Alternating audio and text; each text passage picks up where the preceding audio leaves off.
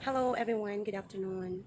Flex ko lang po ang painting na nasa aking likuran. Ayan, yung nasa background ko po ay paintings yan ng aming mga mag-aaral noong nakalipas na taon, nung hindi pa nagko-COVID. Gusto ko lang pong i-shout out si Mr. Adonis Asibis sa kaniyang napakagaling na mga estudyante at syempre mana sa kanya dahil sa napakagaling na guro sa arts nung nakalipas na taon.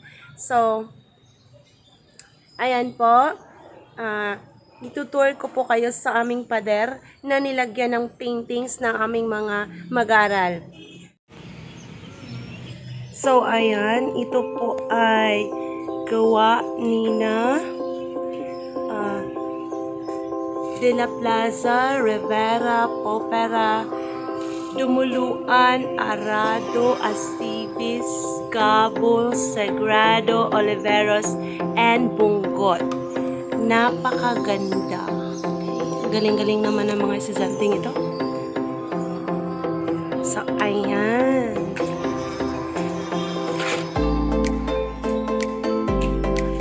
STEM 4. Ang kanilang guro dito ay again si Mr. Adonis Asibes. Ayan. So, yung aming Wall of Fame, nilagyan po nila ng paintings. O, diba? So, napaka ganda. Punta naman tayo sa iba pang mga artworks. Ito naman ay so 2 years ago na pala ito. Pero ayan, buhay na buhay pa rin.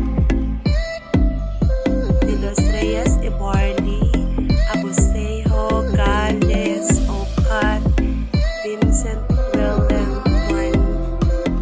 Okay. So ayan ang kanilang gawa.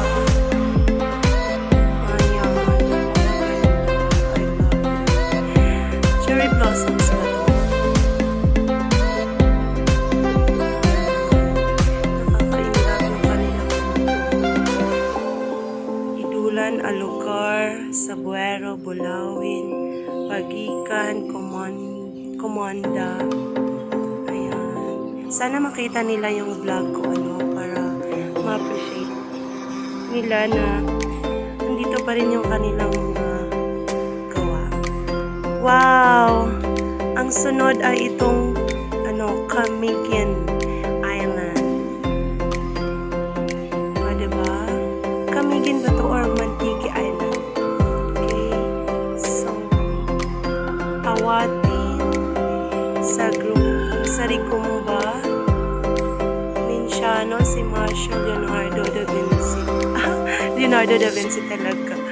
Okay, Kamama is Senilia Montalba, Peñalosa. So, ayun, ang ganda. Ganda naman. Para talagang totoo. Okay. So, ayan, yung aming mga estudyante. Kung sana walang ngayon, walang pandemya, meron na namang mga bagong gawa sana yung estudyante na.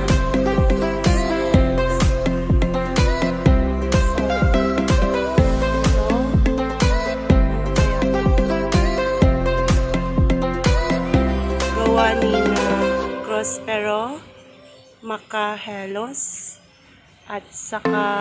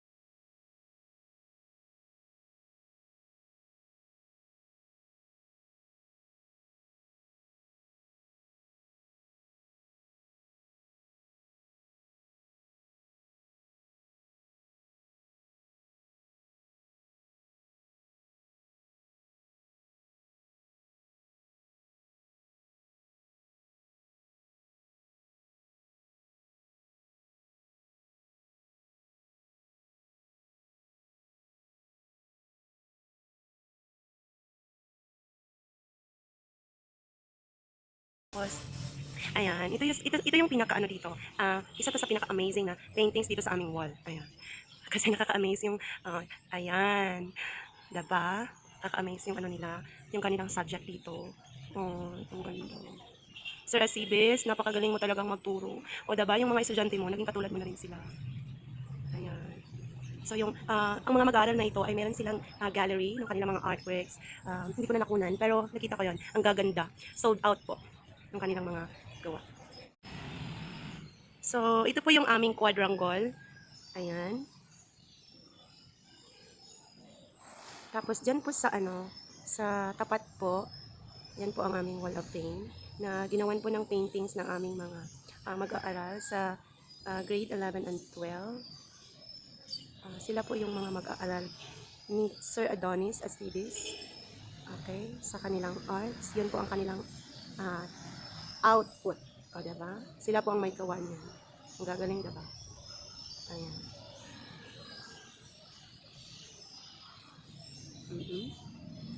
So, congratulations po kay Sir Adonis Astides. So, kasama din dito yung mga nakalagay sa aming mga pader dito. Yung 7 Ks in Life, Happy People. So, ayan. Sa halip na plain na pader lang siya, ayan. Nilagyan siya ng mga paintings, ng mga ganun. So, diba, talagang na-maximize ng mga students yung kanilang mga skills sa pagpipinta. Ayan.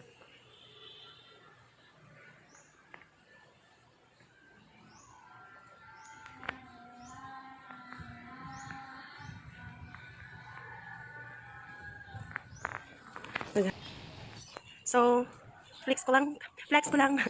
Ay nako, yung mga ano dito, mga paintings. Oh, ayan, meron pa. Okay, maliban doon sa ano namin, doon sa quadrangle namin, meron pa pala dito. Nakalimutan ko. Ayan. So, gawa din yan ng aming mga estudyante sa senior high. Ayan. Saka yung mga students namin sa junior high, ano din, marunong na din silang gumawa ng ganito. Pero, syempre, pinagbigyan ng pagkakataon yung senior high kasi gagraduate na sila, lalong-lalo na yung grade 12. Ayan. So, di ba? Nakaka-proud kung ako yung kung ako yung parent na gumawa nito. Nakaka-proud talaga. Ayan. So, sa halip na ganun lang yung ano, di ba? Ganun yung aming pader. O, tingnan niyo yung pader na yan, di ba? Pangit tingnan. Pero yung mga pader na nalagyan ng paint, o, di ba? So, ang ganda. Nalagyan ng paint, correction, napintahan, nalagyan ng paintings pala. Ayun. So, eto. Ayan. O, di ba? Ang ganda ng paintings na to.